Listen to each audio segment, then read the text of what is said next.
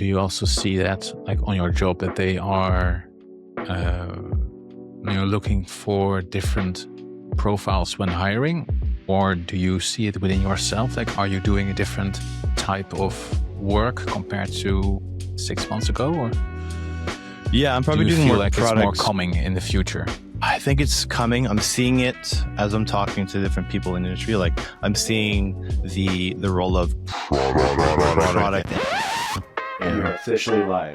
We are officially live, exactly. I mean, this is just an experiment. Are you a generalist or a specialist? Well, I'm going to say I've always been a generalist, but I know it's a hot topic these days. Should you be a generalist or a specialist? I especially get asked this by people that I'm doing coaching with and that are looking for jobs. They're always asking the question, should I specialize? Should I be a generalist? And my answer is contradictory. So I generally say, when you're positioning yourself to be hired, you should be positioning yourself as the specialist and have the I'm a generalist thing be a after sale. So post on the job. It's like, oh, we hired this person for this specific thing. Oh, they do all this other stuff. That's kind of like the value add. But I'm seeing that kind of dynamic shift over the course of this year and next, where the generalist is back in the game again. I don't know what you're seeing as well. I think we're having two discussions at once. Because you have the generalist specialist discussion, skill wise, but also industry wise. I think being a specialist in a niche or an industry makes a lot of sense to get hired, like you say. But skill wise, I think the answer is very much generalist. So when you say generalist, are you saying like if you're looking at product designer as the title, and then you have all the different types of skills that would be like UI design, aesthetics, research, maybe a bit of code, like are you talking about all those different variety of skill sets, like to become a generalist? Yeah, I think you should be able to do a project from start to finish. All the skills involved with a project. So from first idea, someone comes to you like, hey, we want to redo our landing page, or we do not have a website. We want to have a website, or look at this onboarding flow. It's a mess. What can we do about it? All the way until you hand over to a developer. So the whole design project. Okay. That involves different skills, True. And then, so you're saying the person who's only great in one thing, who's playing the hot potato game, where do they sit today? Or what's at risk for them today? I think you limit your options. If you, maybe we should use an example, of a specialized person. The first thing that always comes to my mind is the UX researcher. Right. Do you think that's a good example? Yep, let's go with that. Yeah. So let's say you are like a pure UX researcher. Like you really enjoy that first phase of your typical project. Discovery, understanding stakeholders and users, and really finding a direction the project should move towards, but nothing else. Like you don't really enjoy like the visual side of things, like maybe a wireframe, but then at some point you would really want to carry over to a UI designer, a visual designer, or someone who's basically the opposite of what you are. I think that works only for very large companies where they have perhaps a team or a person within a team for each step. They have a UI designer, an interaction designer, UX researcher, but you really limit yourself in terms of startups, smaller or mid-sized companies. Yeah, because that's where most of those skills are kind of, I guess, are sharpened, like at startup, right? It's like you're in a smaller team, maybe at plus maybe 10 people in total, and you're wearing multiple hats and sharpening all those skills. Like you can't just be, like to your example, a researcher and then handing off that research, have someone else implement it. You're having to kind of do all of it. Yeah, I think so. Or you have to be extremely special in that one skill. A few episodes back, we talked about the branding specialist, the Nick Pattison designer. Like he's all about branding in a 2-week sprint. Like that's really like he's really specialized. Like, and he's so good at it. Like, Yeah. then you can get away with being a specialist. But if you're like, well, I'm a UX researcher only, or the other way around, like I'm excellent at a UI, like dashboards and settings page, like I can do all of that super well. Like you better be like top 1%, because then people will come to you and hire you. But if you're an entry-level designer or just someone on the job, I don't think you can get away with being good in only one thing. That's true. And it's also part of like the trend that I'm seeing. I'm seeing, like, to your example, that position is probably only relevant for like large enterprises or larger companies. I'm seeing also the trend of companies scaling back or needing less people within the company to actually execute. That probably puts that specialist person at risk, since like the team size is decreasing, and then the hat wearing is increasing as well at the larger scale as well. Yeah, true. And looking back at now 11 years on the job as a designer in so many different places, the only place where I've ever seen like a specialized role was at like large multinational corporations or in government agencies. Like really 5-figure plus number of employees, like 10,000s of people working there. Then they have the budget and the room to have specialists. Everywhere else, it's always been generalist. Yeah. I think there's also something to be said about like what happens when you're a generalist and you get to hit all those multiple touch points. You get more context. So if you sit as that researcher person and you're just doing the research, you don't get exposed to like the sales side, to the marketing side, to the development piece. Having just kind of being in industry for like 15 plus years now, like having exposure at all ends gives you like the best execution. Like I know how sales is speaking to their customers and customer success is running. I know how the development piece works, so that if I'm not in that project doing everything, I know how to do my best work to facilitate all the different collaborators within my company. Yeah, I imagine you're better at your job. Your delivery is better because you know what the next step needs, because you've done that next step every now and then. Exactly. Like when I'm developing a feature, I'm thinking, okay, what is the battle card going to be? How is it going to be written for the sales team when they're presenting it? Well, this is in the case of like enterprise SaaS, but like what is the battle card going to look like when sales is going to be presenting it with prospective clients? Or how are people going to be trained in the customer success team? Like I'm thinking, I'm not just here's my feature and ship it. I'm also kind of extending beyond like what documentation can I write to help my other stakeholders get like their job in the chain, because we're all kind of working cross collaboratively. Yeah, that makes sense. And I mean, I also think it's the mindset. I'm not sure if I really follow the mindset. If you're like, well, I'm only going to do this one thing, hey, can you do this other thing? No. I'm a design specialist. I'm not going to do this animation, or I'm not going to help a developer with handover, because I only do this thing. I don't think it sets a good example. And just knowing that your position on the job, it's also a politics game. If you close yourself off, I don't think that's healthy for your position and perhaps the growth of your career within that company, at least.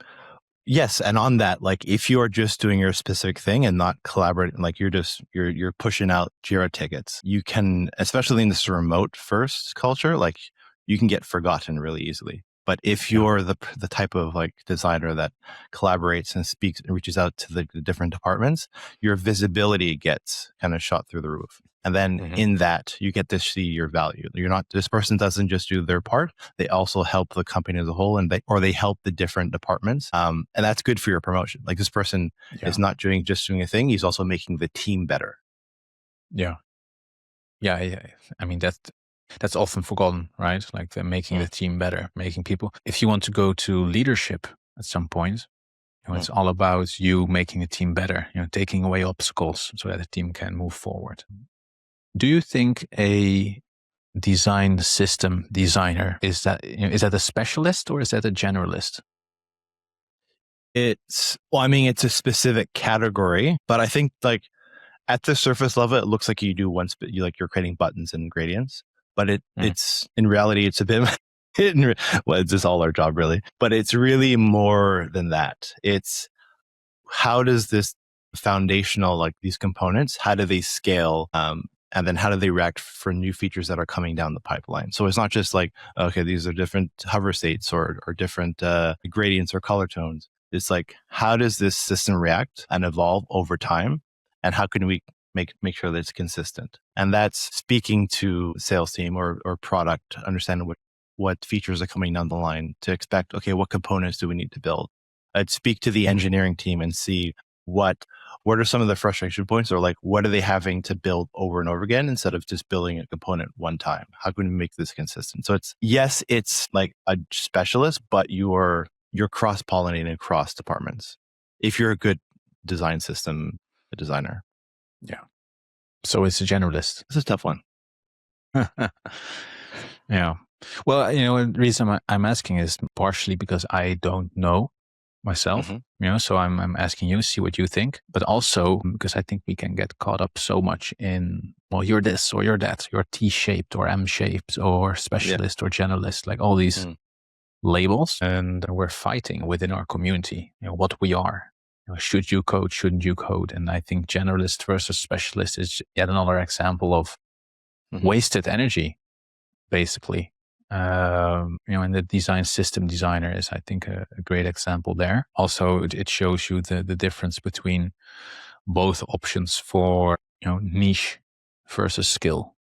It's perhaps a specialized in a particular part of design, but you still have a generalist, as you say, generalist range of skills, basically. Yeah, I think it's just a mindset thing. It might be like, on top of just doing design system, if you have the mindset that you have to help the wider org, then you're kind of doing your job correctly. Like, yes, technically a design system person is a specialist versus someone who's doing the discovery, talking with clients, and then shaping the idea, and then going back and forth with engineering, product, and clients on creating this prototype and then shipping it. But they're doing a very foundational piece that I think it's, maybe that's for a different topic, but it's probably the most important part of an org as they try to scale. I think design system department is just like harking back to like other conversations about like brand being table stakes, like having a solid brand, and that's kind of communicated through the design system. That piece is going to be more and more important as like the market is being flooded with new products. Yeah. I mean, it's still valid. Like, I mean, you can do both. You can pick and choose. The companies I mentioned in the beginning, like we had a team, or well, not a team, but let's say a design department across the entire company, like 50 or 60 designers, and let's round it to 50 just to make it easier. Like within those 50 people, 2 or 3 had a specialized role. So, for example, in one of the companies, we had 2. Like we had 1 researcher, 1 design system, lead is what we would call them. They're leader in that field. And then the other 48, including myself, we were just design generalists. They call us UX designers. So that's the label, and they expected you to do anything or everything, I think is a better way to put it. And if you were stuck or had to make a big decision, design system related decision, then you would have to go to the design system lead's office hours, the weekly design system review moment or whatever. So those specialized roles were super senior. So, just circling back to what I said in the beginning, like if you're limited, you can limit your options that way. Like if you want to be a specialist, you have 2 out of 50, placement. And then if you're a generalist, you can pick one of those 48 places out of 50. Way more options for you. That's a good point. And also like if you're, that's fine to start with, but like also I think it's good to think about like what your long-term goals are. Like you're practicing your craft, like what does that look like long-term? And that could be different in-house versus being freelance. Like what that looks probably in freelance, and correct me if I'm wrong, it's like you probably, you navigate to like solopreneur and building up a team and then running potentially an agency. If you just have that one skill and you're not kind of practicing that muscle of like talking to clients, doing all those different things, your muscle for the other responsibilities is kind of dulled out. And then conversely, in the in-house thing, if you're not exposing to these different departments or like these different skills, like learning product or learning strategy, learning all these different things, your growth is just going to stagnate. If you want to if you want to grow outside of the individual contributor title, you're going to have to kind of flex some of those muscles to get kind of better and progress over time. Yeah. Flexing of the skill muscle. I think you're 100% correct there. I noticed that within myself, like when I do something new, a new type of project or something I haven't done in a while, it's just exhausting and tiring and I don't feel like doing it and I cannot wait for the project to be finished. But that's not really the goal of being a freelancer. In theory, you pick the projects and the type of work that you really enjoy. So in a way, as a freelancer, it makes sense to specialize at some point. But then I think that's, again, the zoomed out level. So for me, I really enjoy product design with onboarding and building what I'm designing and the strategy part of it as well. But I'm also enjoying different things that I'm not doing very often. And I perhaps should stop advertising that I can do those things. But in the beginning, you're just concerned that you will not have any clients. So you're going to say yes to everything. But now I'm at the stage where I went wide first, do all these things. Now I know what I like. And now I'm going to go deep. So go wide first, then go deep. I think speaking out loud and thinking out loud, I think that perhaps also applies to an in-house designer, right? As a junior, you do not know what you want to specialize in because you haven't done anything yet. You don't know what you enjoy. You don't know what fits you. So in the beginning, perhaps it's best to do everything a little bit, see what you like, and then perhaps choose a niche or an industry or something. Yeah. I think there's like, again, we're talking about two different things. I think the generalists, how I might define it as like you had mentioned before, is like end-to-end designer versus industry specific, which might be another set of skills that's kind of layered on top of that. So maybe we should call it, and now I'm part of the problem with over-labeling. Maybe we are a generalist designer specialized in a certain area. Yes. And I think that's also where the industry is going, where people are looking for the person who's in that specific industry, whether it's like government or health tech, like that person who can then execute end-to-end design, who's that generalist person. How much of that do you see, in your day-to-day? In my day-to-day, I think it's very important. Like at the place that I work, which is like in the wealth management advisor space, a lot of people who are at the company have that as a background, who are at least who weren't advisors in a previous life, but worked in fintech for a while. So like that is super important because it's easier for some to ramp up if they have that specific industry knowledge versus someone who's been hot potatoing in different industry, kind of tasting it all. Yeah. But I think that's going to be the trend moving forward, like doubling down on the industry specific knowledge, but like having that kind of builder mentality or that builder skill set where like, again, you have both design, product, and engineering backgrounds. You excel in one of the three, but you're kind of relatively well-rounded. So you have the full context to execute. Right. And then that's what I'm seeing is like moving forward is like managers or leaders of companies hiring builders who have skill sets in the triad. Do you also see that like on your job that they are looking for different profiles when hiring? Or do you see it within yourself? Like, are you doing a different type of work compared to 6 months ago? Or I'm probably doing more more like products. It's more coming in the future. I think it's coming. I'm seeing it as I'm talking to different people in the industry. Like I'm seeing the role of product engineer become more prevalent. The person who does product management and engineering, and then design engineer. I think that's the trend that I'm seeing is like people assuming like the flattening of roles, or people assuming like two titles. I'm seeing that more and more. as I'm looking, as I'm talking to people in industry, and also seeing the different job postings that are appearing. Design engineering being more prevalent, like in the last month or two. Like I don't know if you've been watching, but like that title has been floating around. Someone who can mandating that you know how to vibe code and know how to ship code. It seems to be more and more prevalent. I don't like vibe coding as a word, as a label, but I really have to hold myself back from going on a rant. But the reason I'm asking, you are my in-house designer on the inside. Like you're my main source of info there. Because on social media, people are echoing each other. Like everything's going to change. Well, why? Because they're all saying it. So I was just curious, if you see it on the job yourself, because I am seeing it a little bit in the types of projects that I'm doing, where like 1 year ago, me being in code, in addition to design, was the exception. Now it's the rule. Like 90% of my projects involve me doing some coding. On 2024, like it's the other way around, like 1 in 10.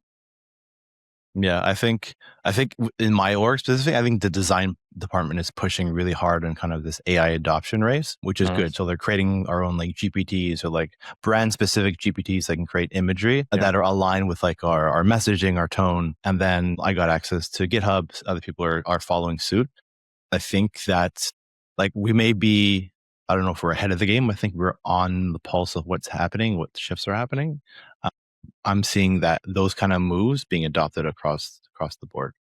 I think it's more the norm or the new norm now that you have to at least be curious. Like vibe code is, I know you don't like that term, but like essentially allowing designers to create POCs with production ready code, whether that's in a sandbox or in like a staging environment.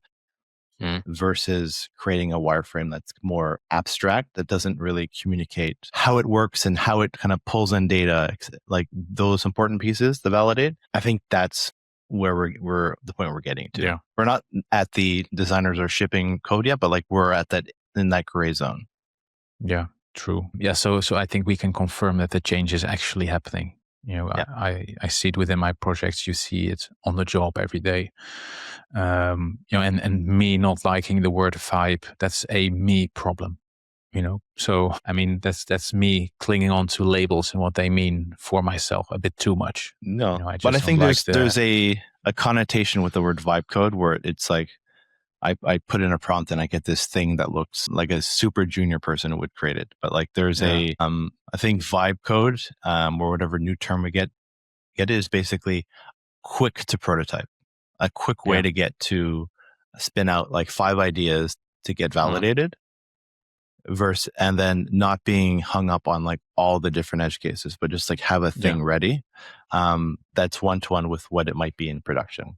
And then like it's 60s or 70% there. And then the 40% is what the engineering team is going to bring across the finish line.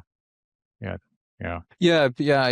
think that's it. And, vibing, that's something you do on the beach and at a party, having a good time, listening to music. And then now it sounds like I'm not allowing you to have fun on your job, because that's not the case. I think you should have fun at your job, but you're a professional. You should know what you're doing. You should be in control. And I don't think vibing is very much in control. You put something in the black box, something else comes out. And but now I'm ranting anyway, not my intention. I'm more concerned about designers saying like, well, I make production ready code right away, or I vibe coded that together.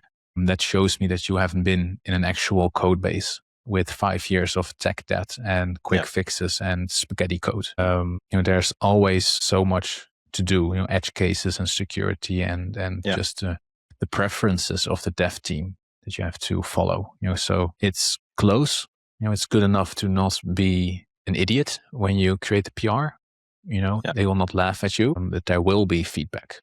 And I'm in a code base with a bunch of great, very experienced developers who are all very creative and also, on the curve, really trying to do a lot with AI. But the discussions they're having, it's very impressive. Even they with all their experience and skills and knowledge, they still have PRs with lots of feedback and comments. Like they're really strict. And that's the arena we as designers are trying to get into. So, it's not as easy as the LinkedIn guru is claiming that it is. Yeah, the vibe coding thing it's great. I think it's great because it's like the entry point. Like you've probably seen it if you try to prompt your way or vibe code your way to a solution, you encounter a lot of errors. And I think like the errors are interesting. Like if you were to investigate like what those errors are, those are kind of snippets of like what you might see in production that are a bit more service level, but like dealing with errors, fixing a thing that you're kind of building is like a sneak peek into like what that dev realm is. And I think it's a good kind of gateway. So we might not see vibe coding be a thing, but more like now we're it's basically transitioning designers into that to be dev engineers in the end. I mean that's just proof of the generalist direction we're going into, because designers going into code, that just means learning more skills. Yep. Becoming more than just a design specialist. Yeah. And then exactly. You're going to be learning the code part, and it seems like a lot, but it's going to be, there is like the design system team, like that's going to be a core part because that doesn't live in Figma per se. Design system lives in the parity between Figma and the code base. And then when they're one-to-one, then you essentially have a design system.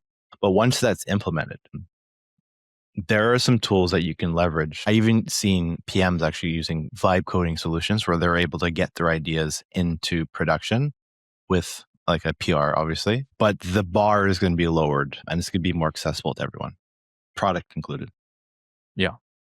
Yeah, that's right. So, maybe just to summarize, I'm curious what you think, but I think that generalist versus specialist, if you would summarize all of this, it's a junior designer should go wide first, generalize, learn as much as you can, see what you like, then see if, emphasis on if, you can specialize in something, either be really good at it or find a large company that still has specialized roles, but always, follow trends and see what you can learn. Always see if you can become a wide specialist. That's what I would advise if I would have a 60-second time window to answer someone's question. What do you think? Yeah, I double down on that. I think generalist is get exposed to a lot of different things. I still think generalist is the way of the future. The specialization comes into the industry that you want to stay in. So I'd say taste the different industries and then pick one, and then that'll be your specialty or your niche. But having that discovery to production kind of skill set. Yeah. I think we agree. Nice. Let me end this episode with a jaw-dropping teaser for the next one. Please do. So the very basic, non-jaw-dropping part first is that next time we're going to talk about prompting. Really just a 40 ages, hopefully, guide on how to make all of that happen. Just really specific. But the thing is, I have never vibe coded or used AI to make a prototype. Never. Dun, dun, dun. Even though I use AI all the time for everything else, but I've never gone into that area. And you can show me how it works in the next episode. I'm excited for it.